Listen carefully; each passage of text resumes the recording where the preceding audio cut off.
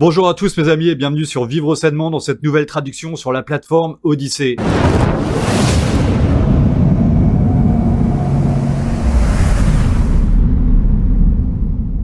Odyssée est l'un des derniers bastions de liberté d'expression sur Internet. Alors, rejoignez-nous. De nouveaux youtubeurs nous rejoignent tous les jours. Je vous invite donc à vous abonner à ma chaîne sur Odyssée. Je vous remercie également de votre aide pour ma cagnotte Tipeee et ma cagnotte Paypal.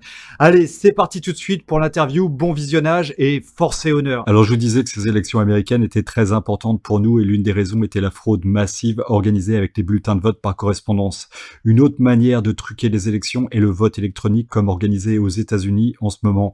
Ce vote électronique est réalisé par les sociétés de logiciels Dominion, Smartmatic et Settle, qui en plus d'être un logiciel de vote, hébergent aussi les serveurs des deux autres logiciels. La fraude électronique des entreprises est en train d'être démontrée et je remercie un des amis de la chaîne d'avoir partagé ce lien hier. C'est un lien vers la société Settle qui a comme client, devinez qui, le ministère de l'Intérieur en France. Regardez, le ministère français de l'Intérieur mise sur la solution de vote par Internet de Settle pour sa première élection en ligne, validant l'efficacité et la sécurité de la méthode de vote en ligne en comparaison aux méthodes de vote traditionnelles. Le ministère de l'Intérieur a déployé le canal de vote en ligne pour l'élection des représentants du personnel du PRIF et de la CAPN en décembre 2014. L'objectif du projet pilote mené par le ministère français de l'Intérieur était d'évaluer la validité du vote électronique comme alternative au vote traditionnel. Afin d'assurer une compréhension claire des implications du déploiement du vote électronique, le projet a été mené avec la rigueur d'une élection officielle, y compris un audit indépendant complet et un test de sécurité complet et dynamique. Voilà, donc on comprend bien comment vont se dérouler les prochaines élections en France et le résultat, Macron réélu avec 99% des voix. Regardez cette traduction pour comprendre l'ampleur de cette fraude électronique. Il va terminer aussi sur un sujet très intéressant. Comment l'élection va se terminer si le président ne peut pas être élu par les grands électeurs? Allez, c'est parti, tout de suite. Je suis votre serviteur, Michael Lewis. Vendredi dernier, nous avons signalé qu'un serveur lié aux élections des États-Unis était saisi par le personnel militaire américain à Francfort, en Allemagne.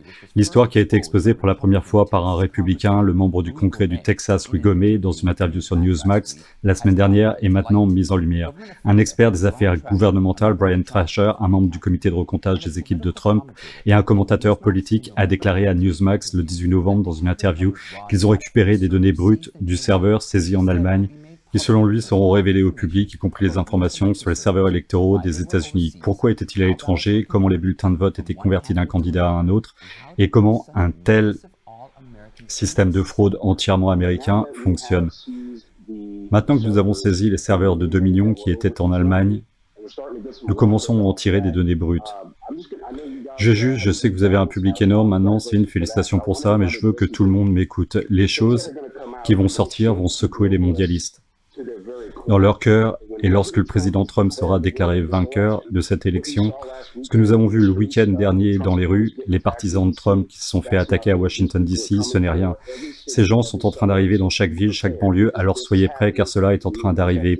Vous devez vous protéger. Brian, revenons sur un point, vous dites que les choses vont sortir. Quelles choses? Eh bien, comme je l'ai dit, le serveur. La citation est tirée de l'interview en direct avec Thrasher et est destinée à vous montrer ce qu'il a dit sur les serveurs et aussi sur ses commentaires concernant les mondialistes qui mobilisent les militants de gauche radicale pour créer des ennuis partout en Amérique quand Trump déclarera sa victoire selon sa propre opinion. Dans l'après-midi du 19 novembre, l'équipe juridique de Trump a tenu une conférence de presse à Capitol Hill. Lors des questions-réponses, pendant la conférence, un journaliste a demandé à l'avocat de Trump, Sidney Powell, cette question. Quelqu'un a rapporté que du matériel, probablement un serveur, fut saisi en Allemagne. Est-ce vrai? Et est-ce lié à ceci? C'est vrai, c'est en quelque sorte lié à cela, mais je ne sais pas si c'est les bonnes personnes qui l'ont ou les mauvaises personnes. Voilà la réponse de Powell, c'est vrai.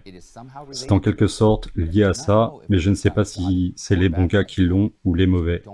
Nous ne savons donc pas qui a saisi le serveur. L'avocat général Sidney Powell a dit qu'elle ne savait pas qui a pris les serveurs en Allemagne, c'était les bons ou les mauvais. Mais Thrasher, un membre du comité de recomptage de Trump, a déclaré qu'ils ont obtenu certaines des données brutes des serveurs et qu'elles avaient été restaurées et seraient rendues publiques. En réunissant ces deux déclarations, cela crée une certaine confusion. Comment une avocate américaine réputée qui ne mentirait jamais et inventait des choses lors d'une conférence de presse, comme celle-ci au nom de l'équipe de Trump, et d'autre part, Thrasher, lui, est membre de l'équipe de recomptage de Trump et a fait son briefing au public auprès des médias d'information, il est peu probable qu'il ait dit quoi que ce soit sans aucune preuve solide. Mais au moins, une chose peut maintenant être confirmée, c'est que la saisie des serveurs en Allemagne s'est produite. Nous l'avions signalé pour la première fois dans notre émission le 13 novembre, juste après que le membre du Congrès Gomert ait divulgué l'histoire au public le lundi 9 novembre. US Media Veteran Today avait publié un article en ligne d'un ancien avocat britannique, Michael Shrimpton. L'article était intitulé « C'était un vol ». Dans le premier paragraphe de l'article, il a dit que cette colonne est légèrement publiée plus tard que prévu à cause de son rôle dans les coulisses du week-end qui incluait d'alerter la Maison-Blanche samedi soir sur l'existence d'un dossier venu de Paris au siège social du MI6 à Vauxhall Cross, vendredi soir, confirmant une fraude massive. Je crois que cela permet d'identifier B à la CIA comme le coordinateur de l'opération noire de la CIA pour donner l'élection à Joe Biden, le Chinois, qui reçoit des paiements de Pékin depuis plusieurs années. L'opération de la CIA est contrôlée depuis Francfort, bien sûr. Ceci est le premier paragraphe et Michael Shrimpton a terminé le paragraphe avec les mots « bien sûr », ce qui signifie qu'il n'est pas surprenant que la CIA soit en train de manipuler la situation à Francfort. Plus loin dans l'article, l'auteur a également mentionné que la CIA avait imprimé 3,75 millions de bulletins de vote à cet effet. L'auteur Michael Shrimpton a fait quelques déclarations controversées dans le passé, mais comme son article est publié dans un média officiel américain, il peut toujours être utilisé comme référence. Donc avant, je vous ai donné 3 exemples qui confirment l'existence et la confiscation de serveurs en Allemagne, qui étaient impliqués dans la manipulation des élections aux États-Unis. Ces serveurs, selon les rapports actuels, appartiennent à Citel, une société de logiciels d'élection dont le siège est à Barcelone, en Espagne. Mais il s'est associé à la société américaine Dominion. Selon les déclarations de Giuliani, Dominion transférait ces données provenant de près de 30 États vers les serveurs à Francfort. Les serveurs ont été utilisés pour manipuler et altérer les bulletins de vote. En outre, les serveurs appartiennent en principe à Citel. Mais selon les déclarations, il est également très probable que la CIA les contrôlait, en fait, et les serveurs se trouvaient dans les locaux de la CIA à Francfort. Maintenant, parlons de Dominion. Les amis qui ont vu nos émissions précédentes le savent. Dominion est en fait le système de logiciel électoral Smartmatic mis en place aux États-Unis.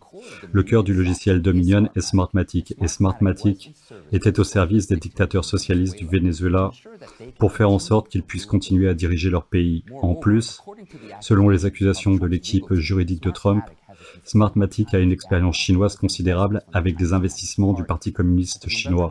L'après-midi du 19 novembre, l'avocate Sidney Powell à la conférence de presse a également mentionné la même chose. Ce que l'on découvre aujourd'hui est l'influence massive de l'argent communiste via le Venezuela, Cuba et probablement la Chine dans l'ingérence avec notre élection ici aux États-Unis. Le système de vote Dominion, le logiciel de technologie Smartmatic, ce logiciel qui va dans d'autres systèmes de vote informatisés aussi, pas seulement Dominion, a été créé au Venezuela à la demande de Hugo Chavez. Ce Smartmatic vénézuélien inséré dans les systèmes de logiciels d'élection a été utilisé dans de nombreux États aux États-Unis, ont été utilisés pour manipuler l'élection afin de faire élire Biden. Et Trump a reçu une énorme quantité de votes qui a complètement dépassé l'algorithme de trucage électoral à un moment donné. Nous avons découvert quelque chose d'intéressant d'un utilisateur de Twitter, je pensais que ça valait la peine d'être partagé, AdRedPills, à sa propre analyse du logiciel de triche. Il a compilé les bulletins de vote montrant comment le logiciel de triche fonctionnait en arrière-plan pour aider Biden. Les données qu'il a utilisées pour son analyse provenaient d'un package des élections 2020 du New York Times. Il a dit que ce package est en ligne et disponible au téléchargement pour tous. Selon ce qu'il a partagé, y compris des preuves photographiques, il a indiqué que la falsification des bulletins de vote avait eu lieu dans presque tous les États. Il a également souligné que la fraude du parti de Biden n'était pas simple. Ils ont triché tellement, y compris en déconnectant le logiciel, retournant les votes et en redémarrant le système de vote à 2 h du matin, le 4 novembre, pour attraper Trump, qui avait eu tant de votes d'avance, qu'il avait presque écrasé l'algorithme d'origine. En termes de falsification du vote, dans les coulisses, ils ont eu tendance à transférer d'abord les votes de Trump à un candidat tiers, puis à Biden. Parce que les candidats tiers ont des données qui sont ignorées par les médias grand public car pas assez significatifs pour attirer l'attention. Il a partagé des graphiques de données d'État qui ont montré 200 000 votes étant transférés de Trump à Biden en Pennsylvanie et 170 000 votes falsifiés au Texas. Ce n'est pas nécessairement toutes les données, mais seulement ce qu'il montre sur les graphiques qu'il a partagés. Il y a également une déclaration de falsification de vote qui a montré qu'en 2016, le parti d'Hillary a également tenté de remporter l'élection en trichant, mais Trump avait reçu tellement de votes qu'il avait dépassé la limite supérieure fixée par le logiciel de triche et qu'Hillary avait donc perdu cette élection. Dans cette élection, le logiciel de triche n'a pas été configuré pour avoir une limite. Les médias grand public ont toujours rapporté après les élections que les déclarations de fraude électorale du camp de Trump n'étaient pas vraies, mais quelqu'un avait remarqué que le New York Times avait publié en avril 2018 un court-métrage intitulé « Comment j'ai piraté une élection » dans laquelle Alex Handelman, un professeur en sciences de l'informatique à l'Université de Michigan, a montré comment pirater une machine à voter. Il voulait montrer aux gens à quel point c'était simple et avertir à propos de la sécurité électorale. Sans transition, le 18 novembre, les fédéralistes ont révélé que le personnel d'un projet de vote pour les natifs au Nevada offrait des t-shirts, stickers, bijoux et cartes cadeaux qui valaient au moins 25 $ sur leur page web officielle, disant que les Amérindiens natifs pourraient échanger leur vote contre ces cadeaux. Les groupes avaient également des personnes installant des stands près des bus de campagne de Biden au Nevada pour promouvoir l'échange de bulletins pour Biden des Amérindiens contre des cadeaux et en distribuant des cookies gratuits. Certains membres du personnel donnaient même beaucoup plus de t-shirts Biden. Cet acte est non seulement injuste pour l'élection, mais aussi une violation de la loi électorale fédérale. Les candidats ne sont pas permis d'échanger des objets de valeur contre des votes. Les contrevenants risquent jusqu'à 2 ans de prison et une amende pouvant aller jusqu'à 10 000 $ pour ces infractions graves. À Cincinnati, dans l'Ohio, P.G. Sittenfeld, un membre du conseil municipal de Cincinnati, a été arrêté le 19 novembre sur des accusations de fraude, de corruption et de tentative d'extorsion. Il risque jusqu'à 20 ans de prison s'il est reconnu coupable. Il a été élu au conseil municipal en 2011 et était au départ un politicien local populaire qui avait accumulé plus de 710 000 $ en fonds de campagne. Mais il acceptait toujours des contributions politiques pour augmenter illégalement ses fonds de campagne. Cela ne s'est pas produit pendant l'élection actuelle et n'a rien à voir avec l'élection actuelle. Cette affaire a attiré beaucoup d'attention et agit comme un signal d'alarme pour ceux qui se sont livrés à des comportements criminels aux élections. Le conseiller municipal a accepté un total de 40 000 $ en fonds de campagne d'un promoteur immobilier local à 3 reprises en 2018 et 2019 en échange de l'approbation d'un projet immobilier dans cette ville. En fait, la personne qui lui a donné des fonds était un agent infiltré du FBI. C'est ainsi que le malchanceux Sittenfeld s'est retrouvé en prison. Sans transition, les électeurs espèrent pouvoir apporter ces personnes mauvaises dans les coulisses de la justice. Après cet incident, la bataille juridique sur l'élection elle-même devient de plus en plus critique. Mercredi soir, 2 membres républicains du Conseil des solliciteurs du comté de Wayne ont refusé de certifier les résultats des élections, mettant en avant la fraude électorale et la mauvaise foi de la part des agents de l'État. Comme le comté de Wayne a la plus grande population du Michigan, l'échec de ne pas certifier les résultats des élections aura un impact sur les résultats des élections de tout l'État du Michigan. C'est pourquoi, dans une certaine mesure, les résultats des élections au Michigan sont à nouveau en attente, grâce à la décision de ces 2 républicains. Dans le Wisconsin, Trump a dépensé 3 millions de $ pour demander un recomptage dans 2 comtés. Mais les démocrates ont changé immédiatement les règles du recomptage, ce qui est une indication de quelque chose de douteux se passant encore dans les coulisses. Les républicains ont résisté au changement de règles et ont continué avec le recomptage basé sur la réglementation en vigueur. Dans le comté de Douglas, dans l'État de Géorgie, alors qu'il était évident qu'il y avait plus de bulletins que d'électeurs, une carte mémoire a été trouvée avec des votes manquants et plus de données d'électeurs, ce qui est étrange qu'une carte mémoire de données réapparaisse en ce moment. En Géorgie, les observateurs républicains du bureau de vote affirment qu'ils ont trouvé un lot de bulletins de vote dans un autre comté où Biden a reçu 1080 votes et ont été comptés comme plus de 10 000 votes, soit un ajout de 9 000 voix. Si cela est confirmé, l'avance de Biden diminuera à nouveau. Actuellement, Biden mène Trump par plus de 12 000 voix en Géorgie. Le gouverneur de l'Arizona, Doug Ducey, a annoncé mercredi que si les poursuites n'étaient pas réglées, il ne déclarerait pas non plus une victoire électorale en Arizona. En plus, lors d'une conférence de presse dans l'après-midi du 19 novembre, Rudy Giuliani a demandé de rejeter 682 000 bulletins de vote par correspondance en Pennsylvanie, car frauduleux, et qu'un total de 100 000 bulletins de vote dans le Wisconsin devrait également être rejetés comme frauduleux. Il a également souligné que si les bulletins de vote légaux étaient comptés, Trump devrait gagner la Pennsylvanie par au moins 300 000 voix sur Biden, et Trump devrait gagner le Wisconsin aussi. Surtout qu'avec les informations du Michigan, du Wisconsin, de la Géorgie et de l'Arizona, et avec plein d'autres cas, la bataille juridique de Trump est de plus en plus prometteuse. Pensons à un autre cas où l'élection a besoin d'être annulée en raison des fraudes et comment le président serait élu. Cela nous amènerait au Congrès des États-Unis.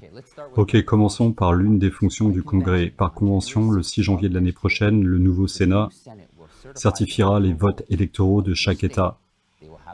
Ils auront le pouvoir d'abroger les résultats du collège électoral des États contestés et ils pourront également organiser un vote à l'unanimité sur l'opportunité d'abroger les résultats si un seul sénateur s'inquiète. Si le nouveau Sénat reste républicain après le 6 janvier, les chances sont en faveur de Trump. Il est possible que le cas susmentionné et les autres facteurs pourraient entraîner l'élection d'un président non élu avant le 20 janvier. D'ici là, le président sera élu par le Congrès, où la Chambre des représentants choisit le président et le Sénat choisit le vice-président. La Chambre des représentants élira un président État par État, mais pas sur la base de tous les membres de la Chambre des représentants.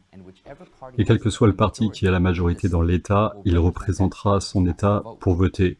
Dans ce cas, selon les derniers résultats des élections, les républicains détiendront au moins 26 voix qui leur donneront un énorme avantage dans l'élection du président au Congrès.